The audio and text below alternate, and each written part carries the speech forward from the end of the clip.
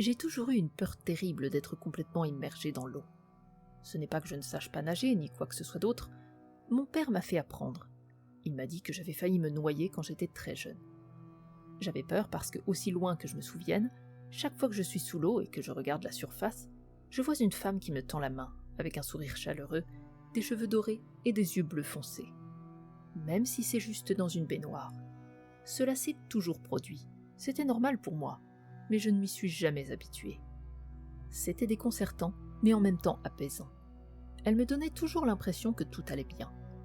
J'évitais quand même de le faire parce que je n'étais qu'un enfant et que c'était vraiment bizarre. Je n'en ai jamais parlé à mon père quand j'étais enfant, mais je lui ai posé des questions sur ma mère. Il n'a jamais voulu me parler d'elle. Parfois, il se mettait même en colère contre moi, parce que j'essayais trop fort d'en parler. Ce n'est que récemment que je lui ai décrit cette apparition. Il a failli percuter un poteau téléphonique. Manifestement, il savait quelque chose. Je l'ai à nouveau interrogé sur ma mère. Il n'a toujours pas dit grand-chose, si ce n'est qu'elle est morte quand j'étais très jeune, et qu'elle m'aimait beaucoup. Il a également admis que ses cheveux et ses yeux étaient de la même couleur que les miens.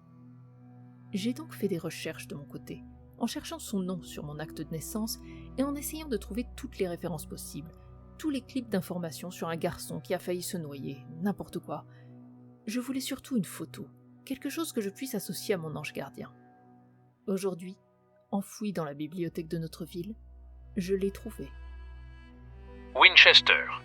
Mary Withy, 28 ans, est morte noyée hier soir après avoir escaladé une clôture en fil de fer et s'être réfugiée dans un réservoir voisin. Les funérailles sont prévues par sa famille pour le 25. Mary avait été placée en institution il y a tout juste 6 mois après avoir été déclarée non coupable de tentative de meurtre pour cause d'aliénation mentale. Son mari, Daniel Withy, avait agi assez rapidement pour sauver leur enfant en bas âge lorsqu'on l'avait trouvé en train d'essayer de le noyer dans une baignoire.